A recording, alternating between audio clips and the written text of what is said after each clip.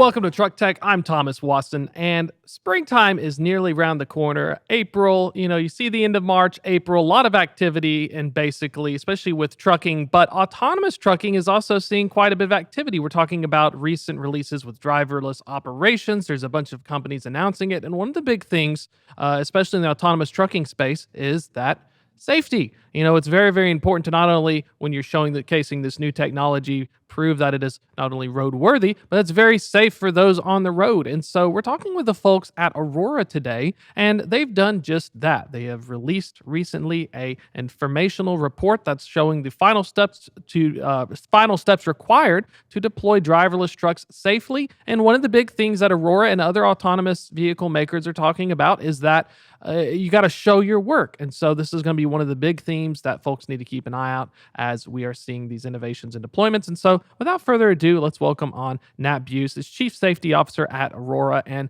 Nat, it's a super, super excited to have you on, and especially because not only with being at Aurora, you've had quite an extensive career in the transportation space. Tell us a little bit about that.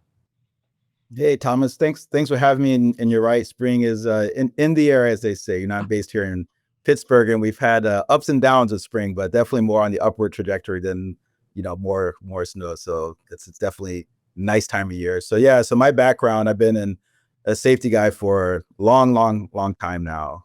Started out in the federal government in a tiny little agency you might have heard of called the National Highway Traffic Safety Administration, or NHTSA, and did a bunch of different jobs there over the last 18 years that I was there. And then I left the government and jumped into the private sector, first going to Uber ATG to work on their safety program, and then now here at Aurora working on ours. And you couldn't be more spot on around how safety is at the center of most every conversation having to do with self-driving and automated vehicles, but in particular in trucking and freight, where it really is a business-to-business product.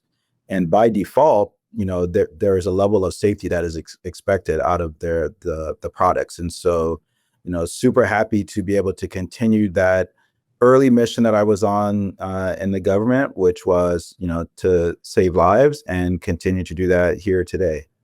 And talking about the team as well, because you got to put together a safety team to make sure that everything is correct. When we're looking at that, especially the folks of Aurora, what are some of the things? Does the government have like a checklist of things I definitely need to see from you? Or it being this early in the game, is it kind of, I want to kind of show over promise just in case there's things you haven't thought about yet, and then one day later say, hey, by the way, I need to look at this? Yeah, well, let me first talk about my team. I'm sure every leader will say they have the best team, but I really think we have one of the best safety teams in the business. And I would say kind of purpose built from the beginning. So what do I mean by that? If you look at what my team is responsible for, it's pretty broad. We cover everything from safety culture here at the company, organizational risk management, product safety, and even what's happening on the ground at our terminals and in our facilities with, chemicals and LiDARs and things like that. And so quite a broad umbrella of tasks. And under those tasks, then you need kind of very specific experts to work on it. So on the team, we have everything from, we'll call them traditional systems engineers, to folks who have run very sizable risk management programs in the aviation business, to those that have worked in nuclear, medical devices, even those that have worked kind of in government like me, and others. And so we come at this from a holistic view. And that is basically how we've also structured our safety case. It's from that view of what are all the things that we need to think about. And I like to decompose it like this. So we have something that we call the safety case. And the safety case is essentially a collection of arguments. And within those arguments, in order to be able to say that they're complete, you have to have evidence. And so in our case, we have pushed and published our framework for how we think about deploying a driverless product on the roads. And our goal there, and our statement that we're making, is that we're acceptably safe to be on public roads. And so for years, we've been building the evidence to satisfy those claims. Another way to think about it is the scaffolding inside of a building, or the structure inside a building, right? You have frames, you got electrical, you got plumbing, you got all those things, right? Those are the bones of the building, so to speak. That's much in the same way you could think about the safety case. It is the bones of why we are going to deploy this thing in a safe way, because we've looked at all the different facets that we need to think about, and all of those different things need to have evidence associated with those. And so we are in the final stages of kind of closing that out. And one of the things that absolutely informs that is the conversations that we have with our regulators and with our partners. So one of the big areas, obviously, is standards, right? So there are a lot of industry standards out there, but you really have to look at them from the lens of how do they apply to a self-driving product. And we're fortunate enough to belong to a group of other companies who are thinking deeply about what are the different aspects that go into a safety argument that we're trying to make. And so those things kind of get embodied as well in our safety case approach. And then likewise, regulators have certain things that they're looking for. You know, having been the recovering regulator now here for a number of years, I can tell you that everything that we're doing is with the lens towards first convincing ourselves that we've done a good job, but then also then is that, you know, scrutiny going to be held up when a regulator asks for a piece of information, let's say, you know, or a customer, right? That those are two very important stakeholders for us as a company. And one of the cool things as well has been collections of companies, collaborations. TÜV Süd is one of the fun ones. I remember it from a German class, but I've been corrected. It's not TÜV, it's TÜV. And so this is fascinating because when you're looking at which regulations and which standards you want to do, was there kind of a thing where Europe felt like the right choice, or was it something where they already may have had these standards, some European standards, compared to maybe the US side? Tell us a little bit about what went by in the collaboration and what made TÜV Süd so cool to work with. Yes, and you are pronouncing correct. It is TÜV Süd. And I think, you know, this was a really awesome experience for us as a company. You know, this was the first time ever that in a proactive way that a company had suggested themselves to an external audit like this. And one of the things we were assessing at the time was how good was our safety management system? So let me take a step back and explain what that is. So a safety management system is exists in basically every other sector of transportation, with the exception of, let's say, light vehicles owned by you and me as normal citizens. So aviation, maritime, rail, even pipeline, hazardous materials, transit. And so there's this idea of you have a system in place that, one, kind of encourages safety programs that dictate certain policies in the company, right? And then what you want to do is make sure that people know about them, employees, right? And then you want to make sure that they're effective. And then you also want to make sure that the folks that need to make decisions have the right information at the right time, and it's sufficient enough in order for them to make it.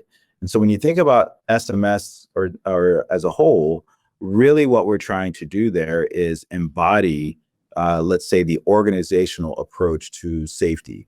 And that is a really key differentiator from what everybody had been talking about up until then, which is this idea of just like the product on the safety of the product by itself. And there's this other whole layer that you could have a good product, but if you're not managing the risk appropriately, employees aren't surfacing safety issues appropriately, they don't even know that they can do that, on and on and on, then you really don't actually have a safe product. And so we had worked on a best practice with AVSC, the Automated Vehicle Safety Consortium, and came out with this information report on how it didn't matter the size of your company, but this is how you could implement SMS in your kind of niche market. And we wanted to go a step further. We wanted to test ourselves and say, okay, we think we're good, but let's maybe have someone else come ask. And so that's how the relationship with TÜV Süd started. Is, you know, from my previous life, very familiar with how TÜV Süd is a leading organization in kind of auditing against standards. And we asked them, in this case, to audit us against that AVSC best practice. And I couldn't have been happier with the results. I mean, they looked everywhere. They randomly, you know, if you ever experience, you know, what an audit is like, a true audit, you know, there's not this like pre-read, like, here's some questions we're going to ask you. They literally come in, say, we want to talk to these couple of people. We're going to ask them some questions. And basically what they're trying to see is, are they going to give the same answer all the time, depending on what the topic is? And what they found was, yep, we have proof of effective safety programs. We knew why they were effective. Employees knew about the safety culture and how to do certain things in that. And for us, it was a really nice way to share that with the rest of the industry to say, you too can do this. And, pleased to see other companies now also taking that approach to kind of get their SMS reviewed by an external auditor as proof that they're doing everything that they can to keep the organization in a safety, healthy way. And I like that because it reminds me the closest thing I can think of comparing our time now is the birth of commercial aviation. So Kitty Hawk, we know it flies, we know it works, but it takes a long way before you get to a commercial airline like the FA, and then the FAA rules and everything else. And so when we're Yeah, looking at autonomous trucking, we know it works, we know it can drive, but you also want to be the forefront to help establish, look, here's how safe we're going to be, because you'd rather not them find things. I'm assuming that's a good strategy, right? You want to give them as much as you can, because it'd be really bad if, that's imagine right. you're putting together a safety study and you missed something. That's right. That's right. And you want to do it when you can uh, have all the stuff to show these folks, right? Because they come in and they have a certain amount of time that they use to do these things, and they know exactly what they're looking for. I don't know if you've had many experience with auditors, but they're kind of an interesting set of characters. Let's say very close attention to detail. They listen what you're saying, and then they check to see if there's proof of what you're saying. They just don't quote unquote take your word for it. There's a lot of like, okay, we're going to listen to you, and then we're going to go ask some other people to see if that's actually true. And so it was great. And your point about aviation is really spot on. I think in many circles, broadly speaking, folks will attribute the long, 25 plus year we had of very few commercial airline issues a direct result of programs like safety management systems. And so here we are in the AV space at Aurora doing this before we even deploy, which is awesome, right? Like we didn't need to get told by the government to go to do this. No one was out there saying like this was something that every company should do and nobody was doing it. We're out here saying we're doing it. We think everybody should doing it. And here's how we're proof that we're doing it. And one of the big things as well is, I think, the collaboration, the government agency aspect, because you're a part of NISTA, but you have the FMCSA, a part of the DOT. For folks who aren't as familiar, tell us about the three-legged stool of the federal transportation thing, because I think, like, for trucking folks like myself, I sometimes get so focused on the FMCSA that you have like the National Highway Safety, and then NISTA, and then the other road folks. There's like two other different groups. There's a bunch of groups involved. Give us a little background on how some of this interagency stuff plays, and when you're trying to do your test case, who you got to show what. Yeah, very good question. So I'll spare the audience any interesting stories from the past. That's for another podcast. But from a how does it all fit together? So basically, you have a truck that has equipment on it, right? That equipment is generally regulated by the National Highway Traffic Safety Administration, or NHTSA. So you can think of NHTSA as sort of like the vehicle people. But they also have another very important role, which we don't talk about a ton, which is on the behavioral side, which is helping states enact programs to deal with kind of driver behavior. One of the biggest examples of that is the clicker ticket program, or high enforcement belt use kind of issues. Then on the just a floor up, literally a floor up, is another mode called the Federal Motor Carrier Safety Administration, or FMCSA. And generally speaking, FMCSA is responsible for the operations of commercial vehicles. They have other things that they're responsible for too, which is inspections and things like that. But generally, that's how, at least in the freight world, it is divided. You have NHTSA responsible for equipment and FMCSA responsible for operations. So in my old life, one of the things I worked on actually was upgrading the tire standard for commercial trucks. And so we worked a lot with FMCSA to understand what was happening in the field, how would improvements that we were thinking about it, and it's actually material into like real world safety improvements on the road. And then there's other agencies involved. So you have the National Transportation Safety Board, or NTSB, who has been in the news quite a bit as of late with some of the challenges we're having on the aviation side. But they are sort of the independent investigator to all of transportation. Generally, they deploy on kind of more high visibility crashes across the system. And their goal there is to make recommendations so that the issues of that particular instance don't happen again. And so they give broad recommendations, but they are not a regulatory agency. And so, NHTSA is a regulatory agency, FMCSA is a regulatory agency, and then you have NTSB, which is sort of an independent investigator. And all three have to work together in this ecosystem. And so for Aurora, we have to talk to all those people and then some, because we didn't even talk about what's happening at the state level. So, we've said that we're going to publicly deploy here into the Dallas-Houston corridor. And so there's a lot of important stakeholders, Texas DOT, the DMV folks, the emergency vehicle folks, public safety officials, et cetera, that we also need to talk to. And so it's really some key players at the federal level, but also some key players at the state level. And we have to talk to all those folks and communicate very clearly and consistently what we're doing and how we're doing it on safety. And for NHTSA as well on the federal level, I think that's interesting because we're talking like LiDAR arrays, we're talking technology, we're talking everything that goes for the kit for autonomous. Is that something where I'm assuming is a hurdle for the NHTSA first and then the FMCSA, or is that something where it's kind of a two-pronged assault? Based on even your government experience, does one side go, you just walk up the stairs and you're like, hey, I'm kind of working on this. This may impact you later on. Do you give each other tips? I'm prefacing this before we dive into the highlight reel of the safety report. If there was anything that you kind of needed to find more challenging or most interesting when you're interacting. No, no. In fact, it is these days very much more other modes, right? So we didn't even talk about the Federal Highway Administration that gets involved. So basically, almost every mode in DOT now is doing something on automated vehicles. And so they're all collaborating. Before I left, that was starting already. And so it's not like NHTSA is doing something down here and FMCSA is doing something up there. There's very much a strong level of collaboration. I think on our part, what it really means is we are consistent in the way that we speak about what we're doing. And we've been doing that through the safety case.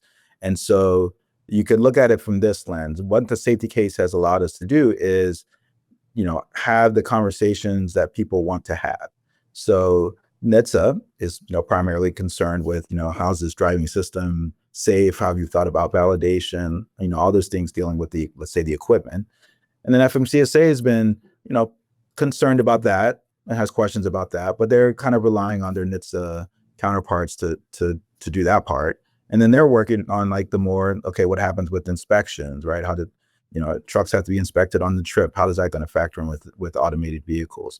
How do you make sure the end use is upkept when, today's world, human truck driver gets, goes to a way station or has to get a level 1 inspection on the roadside. How is that going to happen in AVs? And so there's kind of different issues, but all of those things are embodied in our safety case, right? So in order to deploy this product safely, we have to actually have answers to all of those questions. And so that's been one of the benefits of the safety cases. We're able to deep dive with individual partners on the areas that they're most concerned about. Well, let's talk about the safety case. What's included in it, and what kind of goes into it. I'm assuming it's literally like a business plan saying, I would like to do driverless out. Here's every single thing that's within the current regs. Here's some things you haven't thought about. Here's how I'm going to tackle them, and here's the data I proved it. What are some of the cool findings? Give us a highlight reel. Well, I mean, you nailed it. So not much more for me to say there, right? Like it is literally those kind of things, right? It's think about it from what are the things that you could group together. So you want to be able to get the truck from point A to point B. Generally speaking, that is what we house all of the claims and evidence around proficiency. So under normal circumstances, in the area that you're supposed to deploy in, that you've approved this product for, can you get from point A to point B? Then there's the question of like, okay, something happens. We were talking about tires before. You get a flat tire. Well, we need to be able to handle that and get that truck to a safe spot. Well, those are all the things that we would think through under our fail-safe principle. And then there's sort of continuous improvement, which is you need to understand what's happening on the road. And so there we have these things like safety performance indicators, how we think about them, what's happening with our safety concern program, et cetera. And so all of those things are housed under this idea of continuous improvement. Then there's sort of resilience piece, right? And that's like, okay, let's say some hacker is trying to get into the system. Have you thought through how you're going to mitigate all of those things, right? And then there's the trustworthy piece. And so we've spent a little bit of time talking about how transparent and collaborative we are with regulators and members of the public. And you mentioned the information report. That is one area where there are claims in there literally talking about, have we engaged with regulators and what did we talk to them about and on what cadence, et cetera. And that's all housed under the trustworthy principle, and this information report was part of us putting out there, this is how we're thinking about our safety for members of the public. And that's all housed under that principle of being trustworthy. So you can see how all these different pieces fit together, and it's not a single metric of safety. It's not one particular activity, but it's all of these that give us the confidence to say that we're acceptably safe for public roads. And one thing we didn't touch on that's rather important here is most other companies, in fact, I would argue all other companies that have deployed to date have never disclosed how they got there. It just, we all woke up one day and it was in the paper, oh, they went driverless. Aurora is different. We've been publicizing what we're solving for over 18 months now, and quite publicly, literally talking about this is the percent closure of our safety argument, so that everybody knows when that number gets to 100%, that is by which the only metric that we're going to deploy. So it is very clear the safety case must be closed, and then we're ready to go. And you also asked about kind of how we're thinking about all the other pieces that have to go together. And yeah, a lot of that we've been practicing for months now on how we're going to make these decisions to go and what that process actually looks like. And so for us, it'll be this huge excitement, right? Like, I don't want to downplay that. Like, we're all super excited. Someone like me who's been working in this space for 20 plus years, I'm generally cannot be more excited to be on the cusp of deploying this product, but it should feel like any other day from an operation standpoint, from a business standpoint. It's not like we need to do a bunch of things special for the day, because we've been doing them already. We've been building that muscle. We've been building those processes and programs, and that's all embodied in our safety case that we're getting ready to close. And I think that was my final question. What do the final steps look like before launch? The safety case is imminently close, and once it reaches it, nothing changes for y'all, because this is what we've been doing to prove the safety case. Now we can just simply execute it. Is it one of those things we're going to announce when all the rings close and then, like, boom, we're going to do it? Or because I know I'm mentioning driverless out in April, what does it look like? Is there a countdown to launch? Are we going to be like in mission control? Like, can you give any ideas of, can you theorize what, or is it just begin the first operation like a ribbon cutting ceremony? It might be all of those things. I think for sure there are no shortage of dashboards that I look at every single day that show me how close we're getting. And then there's sort of the general, like, how are we going to celebrate this monumental step? But again, it should feel like we have done everything to prepare for this, right? We're just executing and continue to execute, because yes, you have to go from, let's say, 0 to 1, but you need to go from 1 to many.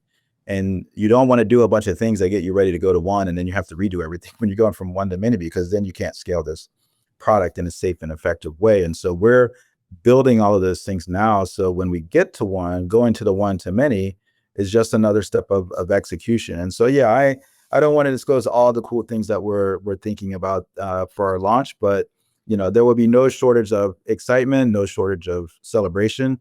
But again, if there's one point I want to get across is we've been practicing already for a while, sort of this whole idea of practice as you're going to play. We really have embodied that over the past several months. And so for us, it's really just, we woke up one day and there we go. The safety case was closed and I'm ready to go. Perfect. Well, Nat, really appreciate you coming on, getting to tell us about it. Super excited as well for the driverless out. Folks want to learn more, especially about getting the driverless safety report or about Aurora in general. What's the best way to get more info? Sure. If you go to www.aurora.tech, you can click on the safety button, which I would prefer, but there's other buttons to click on, and there's lots of information out there on our safety approach, how we think about simulation, on and on and on. Too many to list here, but we are a very transparent company, and there's lots out there. Perfect. Nat, really do appreciate your time. We're going to catch up again soon, and I'm going to be excited to hear what you all do for that special ceremony. That sounds good, Thomas.